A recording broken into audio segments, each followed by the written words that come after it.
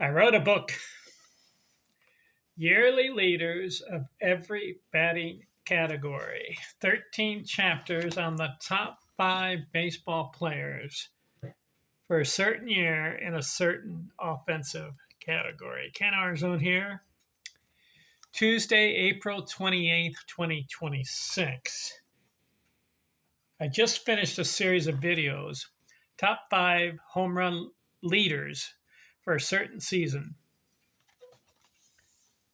from 1870 through 2025. I just finished that series of videos. That was chapter 1 of my book. Chapter 2,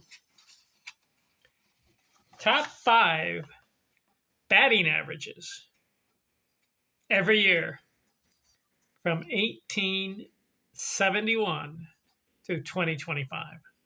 And I break up the videos in decades. So let's look 1871 through 1879, the top 5 batting averages. Levi Merrill hit .492 in 1871.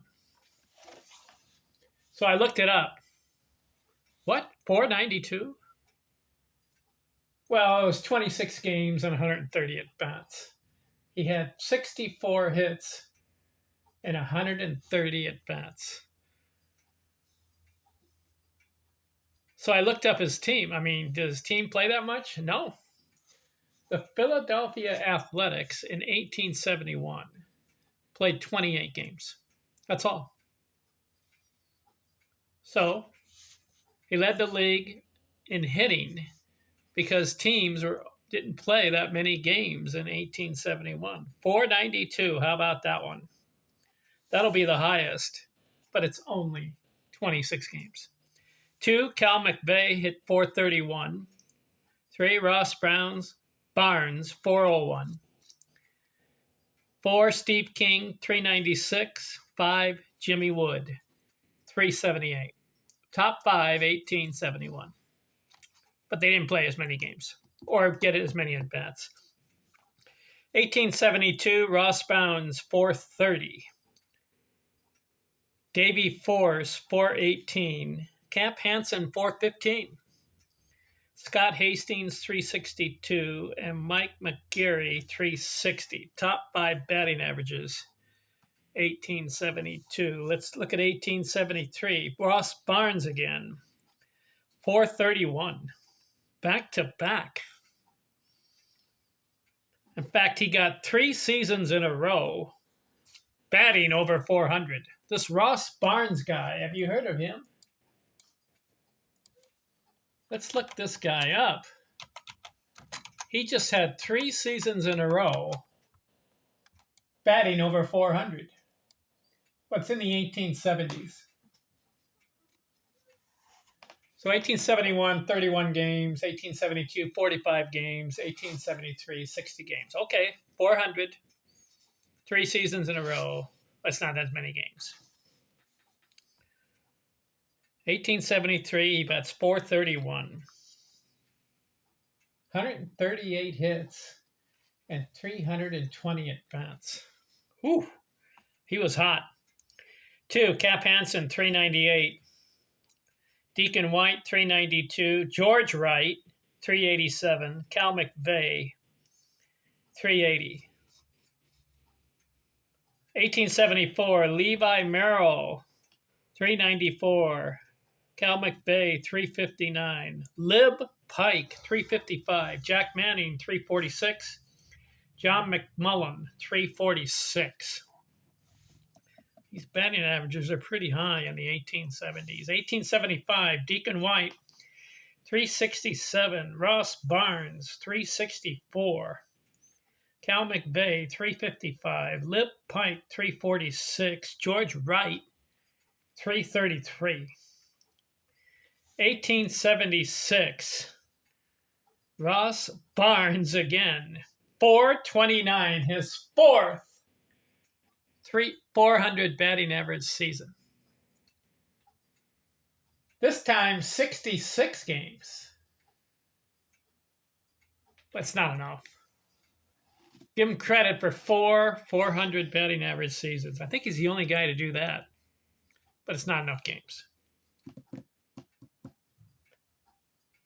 So 1876, Ross Barnes, 429.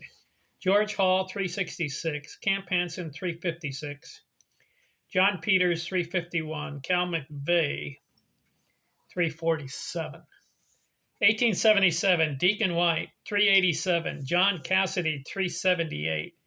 Cal McVeigh, 368. Jim O'Rourke, 362. Camp Hansen, 337. 1878, Paul Hines, 358.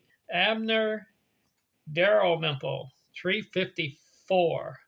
Bob Ferguson, 351. Joe Start, 351. Camp Hansen, 341. 1879, finished the decade. Paul Hines, 357. Jim O'Rourke, 348. King Kelly, 348. John O'Rourke, 341. And Deacon White, 330.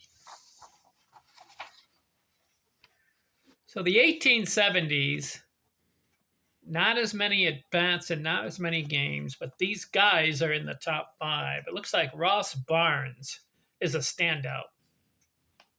He had a 360 career batting average, but it's only 499 games, 9 years. But he was pretty good. Levi Merrill had a couple top 5s. Camp Hansen, 1, 2, 3, 4, 5. 5 times top 5. Camp Hansen, he was 1870s, Hall of Fame. Deacon White, multiple times. Who else stood out? Jim O'Rourke made the Baseball Hall of Fame. Paul Hines, a couple. Lib Pike. Some of these guys, have you heard of their names? So Ross Barnes. Who was this guy? Dominated the 1870s. All right, next video, the 1880s top 5 batting averages.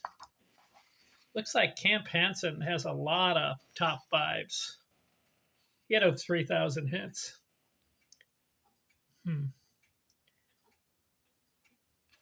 All right, we'll look at the 1880 through 1889 in the next video. I'm out.